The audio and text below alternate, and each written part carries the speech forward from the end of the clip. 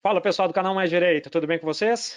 Mais uma vez, muito obrigado por estarem aqui, por assistirem os outros demais vídeos. E em vários dos outros vídeos sobre esse assunto tão pertinente, tão da moda que nós estamos falando, que é Covid-19 e os reflexos jurídicos, eu tenho recebido várias dúvidas, várias perguntas, e eu achei por bem, achei que seria muito mais propício, ao invés de ficar gravando aleatoriamente, eu gravar resposta para todas essas perguntas que vocês fizeram.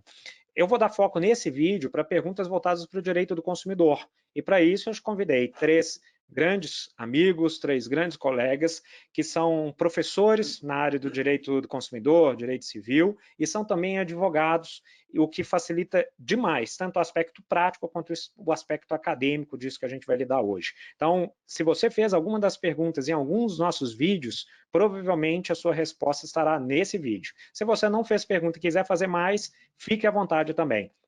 Então, vamos ver e ouvir essas perguntas e essas respostas com esses três grandes profissionais? Vamos lá?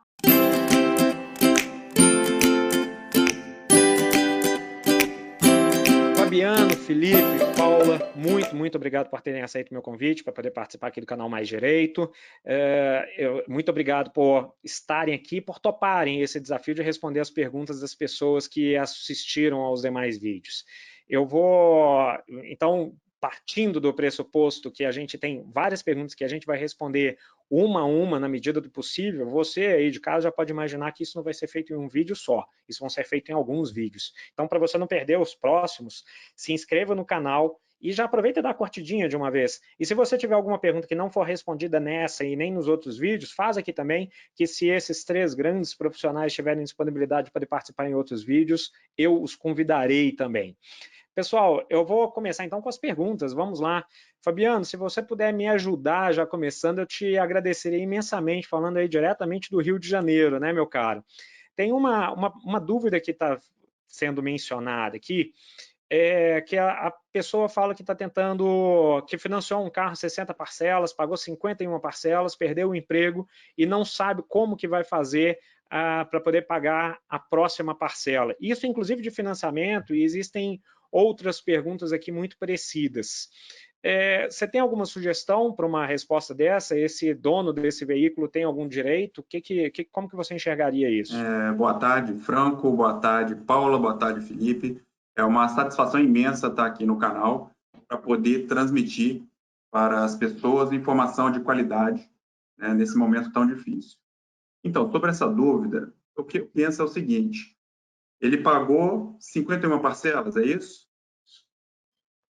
Então, quer dizer, eu acho que nesse caso ele poderia usar a teoria do adimplemento substancial, ou seja, não seria provável, não seria prudente que o banco fizesse qualquer tipo de expropriação desse bem nesse momento. Ou seja, o consumidor ele pode procurar a instituição financeira para poder tentar fazer um acordo, tentar reparcelar esse valor remanescente para poder efetuar o pagamento. Mas isso é algo que tem que ser conversado com a instituição financeira, não é algo que está garantido ao consumidor. Então, o primeiro passo é procurar a instituição financeira para conversar, explicar a situação e, se porventura o consumidor não conseguir resolver a situação de forma amigável, de forma que seja bom para ambas as partes, aí o conselho seria procurar o Poder Judiciário para poder um juiz analisar o caso e saber se daria para aplicar essa teoria chamada teoria do adimplemento substancial. Felipe ou Paula, alguma coisa a complementar? Bom, eu queria, antes de mais nada, agradecer o convite, estar num meio de apresentar todos esses tipos de informações para vários consumidores, várias pessoas que estão interessadas em assistir esse canal de YouTube tão famoso. Eu acho que é importante a gente falar um pouco também do que é essa teoria da adimplemento substancial, até para que as pessoas entendam o que quer dizer isso. Os tribunais vêm entendendo que se uma pessoa pagou grande parte do total das parcelas necessárias, então é um abuso de direito se simplesmente acabar com o contrato. O correto seria tentar continuar com o contrato somente no caso aqui de um financiamento do veículo, somente cobrando o valor e não a devolução do carro. Eu acho que realmente o caminho hoje que a grande maioria dos consumidores devem fazer e que tem certeza que grande parte dos fornecedores também vão estar alertos é uma boa negociação. Felipe, muito obrigado. Fabiano, muito obrigado pela resposta anterior. Paula, dentro dessa pergunta ainda, se você quiser complementar, pode complementar, só aproveitando, porque eu recebi algumas perguntas do seguinte, Franco, suponhamos que eu discuta aí que o banco me dê alguma concessão para não precisar pagar parcela ou 2 parcelas agora. Eu vou ter que pagar essas parcelas no final? Boa tarde, pessoal. Franco, muito obrigada pelo convite. Felipe, Fabiano, é um prazer estar aqui com vocês. Essa questão, né, das 2 parcelas de respiro que os bancos estão falando que vão conceder, não é um perdão. Não é que estamos perdoando 2 parcelas e vocês não terão que pagar. O consumidor ainda continua devendo essas parcelas. O que os bancos estão nos orientando é que essas parcelas vão ser diluídas no restante da dívida.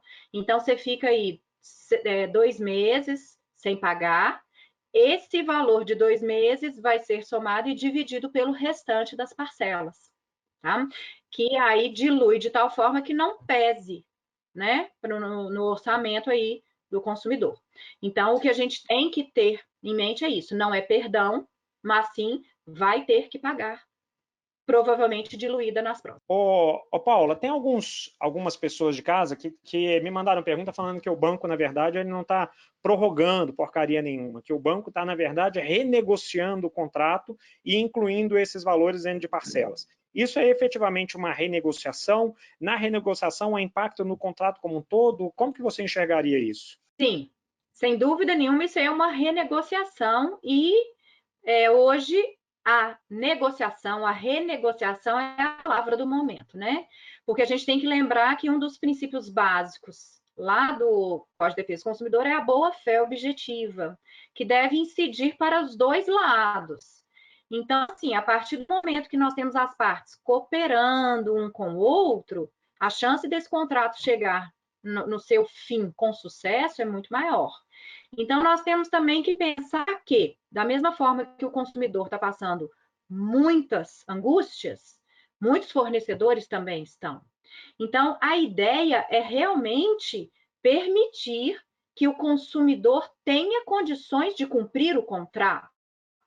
Então, se ele puder renegociar e, sem dúvida nenhuma, puder diluir essas parcelas para o restante do contrato inteiro, é talvez a forma mais favorável, né? Agora, o que ele tem que ficar muito atento é se, nessa diluição das parcelas, nessa renegociação, o fornecedor ou a instituição bancária aí não vai cobrar juros abusivos, taxas abusivas e multas, que às vezes são colocadas ali no meio e a gente nem percebe.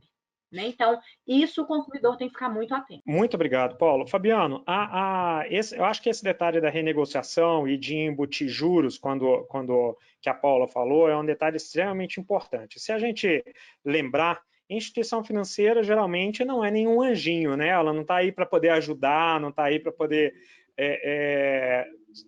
favorecer nessa hipótese.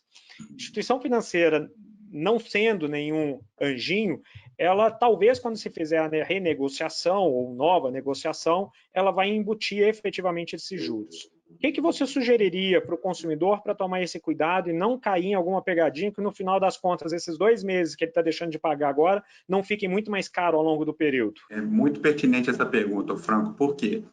Como você disse, instituição financeira não é anjinho. É um pensamento particular. O banco ele não está preocupado comigo, ele está preocupado com o dinheiro que eu tenho lá investido, né? Então, quer dizer, a preocupação dele é a quantia que eu tenho lá.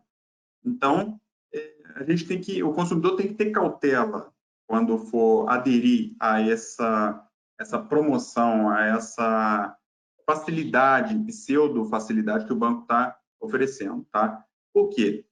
Antes de aderir, o consumidor tem que procurar saber as regras do banco. Vai fazer uma renegociação saldo remanescente? Vai pegar essas 2 parcelas, vai suspender, vai incluir elas no final e vai fazer uma redistribuição, vai diluir os juros? Então, o consumidor ele tem que ficar atento nisso, tá? Por quê? Isso que os bancos estão fazendo é uma mera liberalidade, ou seja, o banco não é obrigado a fazer, a facilitar o pagamento como estão fazendo, né? Os 4 maiores bancos estão fazendo isso, né? Eles estão suspendendo aí, facilitando o pagamento de parcelas que vão vencer durante 60 dias, né? No caso, 2 meses, para que o cliente, o consumidor, ele tenha um fôlego para poder obter meios para poder saldar a dívida que ele tem. Então, a dica que eu dou é, primeiro, entenda o que o banco está oferecendo. E após entender, faça a análise se isso é viável para o consumidor aceitar ou não. Tá? Se ele aceitar e couber dentro do bolso dele o pagamento, ótimo.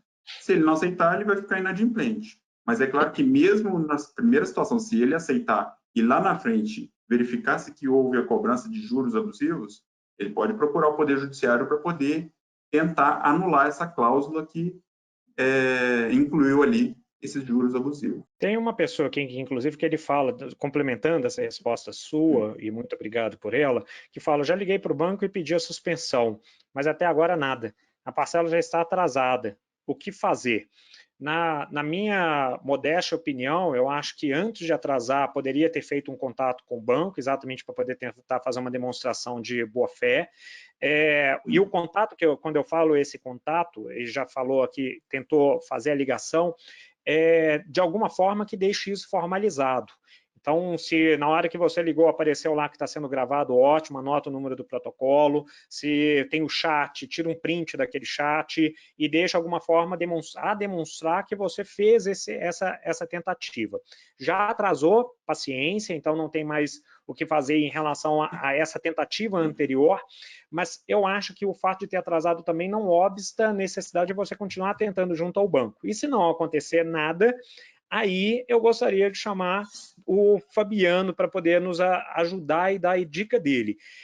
Então, Fabiano, o cara tentou, ligou, eu falei tentar registrar isso o máximo possível, só que o banco não fez nada. E aí? Olha, nesse caso, eu vejo que o banco está ferindo o Código de Defesa do Consumidor, porque ele não está atendendo a um pedido, ele não está, pelo menos, assim, recepcionando o pedido e dando uma resposta positiva ou negativa para o consumidor. Então, eu acho que o banco, quando ele age dessa forma, ele está negando o direito do consumidor ter direito à informação, ter direito à transparência. Então, nesses casos, o consumidor, comprovando que ele fez o pedido, entrou em contato para poder tentar resolver a situação, o consumidor ele pode procurar outros canais de resolução de conflito amigavelmente. Seriam eles o PROCON, tá? O PROCON dos municípios, eles são muito efetivos, eles solucionam de maneira rápida a maioria dos problemas, tá? E também tem o site consumidor.gov.br, que também ajuda bastante. Ele é um site novo e que também está ajudando aí os consumidores a resolver esses conflitos, a resolver esses problemas com os fornecedores de produtos ou serviços. Então, a dica seria essa, né? Procurar esses canais alternativos e, se não for possível, não vai ter jeito, vai desaguar no Poder Judiciário.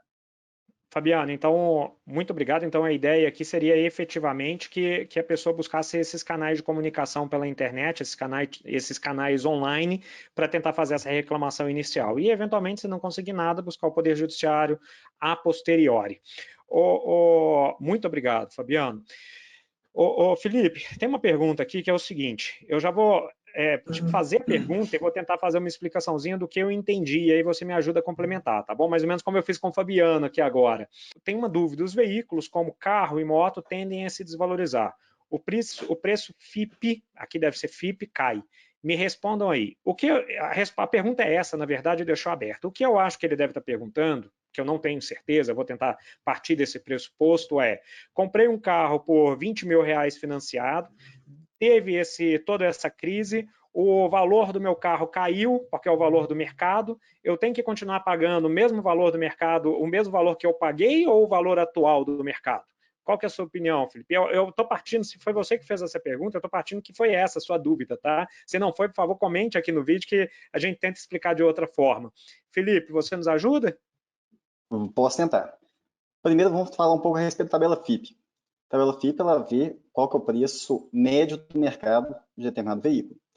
Então, se a ideia inicial da pessoa que perguntou era realmente como que vai ficar o valor dos veículos agora com o coronavírus, e eu não sei se isso daí alteraria tanto, porque isso daí diz respeito a compra e venda, demanda e procura. Então, isso daí vai continuar seguindo a mesma regra de mercado. Tanto agora, pode ser que mude alguma coisa, mas de forma geral vai seguir a regra de mercado. Quantas pessoas estão querendo comprar e vender. Então, com relação ao valor especificamente dos veículos, são esses. Agora, se a intenção dele é realmente da forma que você falou, com relação ao financiamento desse veículo, isso daí são duas coisas separadas. O financiamento, na verdade, ele não está vinculado ao veículo. Normalmente, quando é feito esse tipo de financiamento, o veículo é dado como garantia do financiamento, do empréstimo que foi feito. Então, o valor do veículo em si, ele vai ser somente depreciado, mas o valor da dívida não. O valor da dívida, ele vai continuar seguindo os padrões que foram feitos na forma inicialmente contratada. Paula, Fabiano e Felipe, muito obrigado a vocês por esse vídeo. Para você aí de casa, espero que a sua pergunta tenha sido respondida nesse vídeo. Se não foi, há outros, como eu já acabei de mencionar.